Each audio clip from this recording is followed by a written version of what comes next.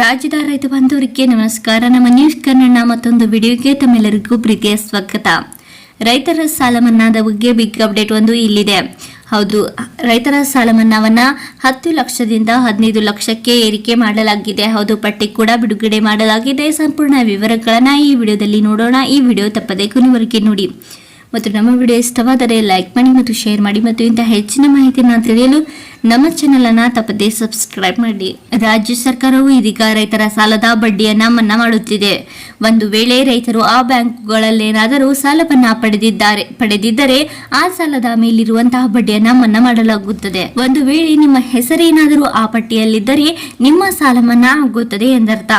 ಹಾಗಾದರೆ ಯಾವ ಪಟ್ಟಿಯಲ್ಲಿ ರೈತರ ಸಾಲ ಮನ್ನಾ ಮಾಡಲಾಗಿದೆ ಮತ್ತು ಯಾವ ಬ್ಯಾಂಕುಗಳಲ್ಲಿ ಇರುವಂತಹ ರೈತರ ಸಾಲವನ್ನ ಸರ್ಕಾರ ಮನ್ನಾ ಮಾಡಲು ನಿರ್ಧರಿಸಿದೆ ಎಂಬುದರ ಮಾಹಿತಿ ಮತ್ತು ಎಷ್ಟು ರೈತರ ಸಾಲ ಮನ್ನಾ ಮಾಡಲಾಗುತ್ತಿದೆ ಎಂಬುದರ ಬಗ್ಗೆ ಸಂಪೂರ್ಣ ಮಾಹಿತಿಯನ್ನ ಈ ವಿಡಿಯೋದಲ್ಲಿ ನೋಡೋಣ. ಈ ವಿಡಿಯೋ ಸ್ಕಿಪ್ ಮಾಡದೆ ಕೊನೆವರೆಗೆ ನೋಡಿ. ಒಟ್ಟು 57,000ಕ್ಕೂ ಹೆಚ್ಚು ರೈತರ ಸಾಲವನ್ನ ಮನ್ನಾ ಮಾಡಲಾಗುತ್ತಿದೆ. ಹೌದು, ರೈತರು ಡಿಸಿಸಿ ಬ್ಯಾಂಕ್ ಅಥವಾ ಪ್ರಾಥಮಿಕ ಸಹಕಾರಿ ಕೃಷಿ ಮತ್ತು ಗ್ರಾಮೀಣ ಅಭಿವೃದ್ಧಿಗಳ ಬ್ಯಾಂಕುಗಳಲ್ಲಿ ಸಾಲವನ್ನ ಪಡೆದಿದ್ದರೆ ಆ ಸಾಲದ ಮೇಲಿನ ಬಡ್ಡಿಯನ್ನ ಮನ್ನಾ ಮಾಡಲಾಗುತ್ತಿದೆ. ಹೌದು, ಈ ಸಾಲದ ಮೇಲಿನ ಬಡ್ಡಿಯನ್ನ ಮನ್ನಾ ಮಾಡಲು ಸರ್ಕಾರ 450 ಕೋಟಿ ರೂಪಾಯಿಗಳನ್ನ ಈ ವರ್ಷದ ಬಜೆಟ್ನಲ್ಲಿ ಆರ್ಥಿಕವಾಗಿ ನೆರವಾಗಿ ನೀಡಿದೆ. ಮುಖ್ಯಮಂತ್ರಿ ಸಿದ್ದರಾಮಯ್ಯನವರು ರೈತರ ಬಡ್ಡಿಯನ್ನ ಮನ್ನಾ ಮಾಡಲಾಗುತ್ತಿರುವುದರ ಬಗ್ಗೆ ಘೋಷಣೆಯನ್ನ ಮಾಡಿದ್ದು, ಇದರ ಪ್ರಯೋಜನವನ್ನ 57,000ಕ್ಕೂ ಹೆಚ್ಚಿನ ರೈತರು ಪಡೆಯುತ್ತಿದ್ದಾರೆ. ಈ ಸಾಲದ ಮೇಲಿನ ಬಡ್ಡಿಯನ್ನ 2024-25ನೇ ಸಾಲಿನ ವಿಧಾನಸಭೆಯ ಬಜೆಟ್ನಲ್ಲಿ ಮಂಡಿಸಿದರು. ಇದನ್ನ ಕೃಷಿ ಮತ್ತು ಸಂಬಂಧಿತ ಚಟುವಟಿಕೆಗಳಿಗೆ ಸಂಬಂಧಿಸಿದಂತೆ ನೀತಿಗಳ ಪರಿಣಾಮಕಾರಿ ಅನುಷ್ಠಾನಕ್ಕೆ ಅನುಕೂಲವಾಗುವಂತೆ ಕೃಷಿ ಅಭಿವೃದ್ಧಿ ಪ್ರಾಧಿಕಾರ ಮುಖ್ಯಮಂತ್ರಿಗಳ ಅಧ್ಯಕ್ಷತೆಯಲ್ಲಿ ರಚಿಸಲಾಗುತ್ತದೆ ಎಂದು ತಿಳಿಸಿದರು.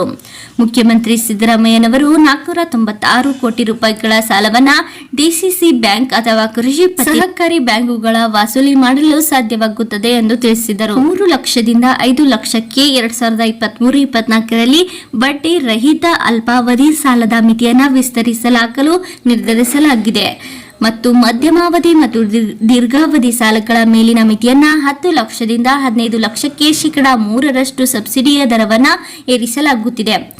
ಸಹಕಾರಿ ಕ್ಷೇತ್ರದ ಮೂಲಕ ಪ್ರಸಕ್ತ ವರ್ಷದಲ್ಲಿ 27,000 ಕೋಟಿ ಸಾಲವನ್ನು ನೀಡುವ ಗುರಿಯನ್ನ ರಾಜ್ಯ ಸರ್ಕಾರ ಹೊಂದಿದೆ. ರಾಜ್ಯದ 36 ಲಕ್ಷಕ್ಕೂ ಹೆಚ್ಚಿನ ರೈತರಿಗೆ ಇದರ ಮೂಲಕ ಅನುಕೂಲವಾಗಲಿದೆ ಎಂದು ಮುಖ್ಯಮಂತ್ರಿ ಸಿದ್ದರಾಮಯ್ಯ ಅವರು ತಿಳಿಸಿದ್ದಾರೆ. ನಮ್ಮ ಈ ವಿಡಿಯೋ ಪೂರ್ಣವಾಗಿ ನೋಡಿದ್ದಕ್ಕೆ ಧನ್ಯವಾದ.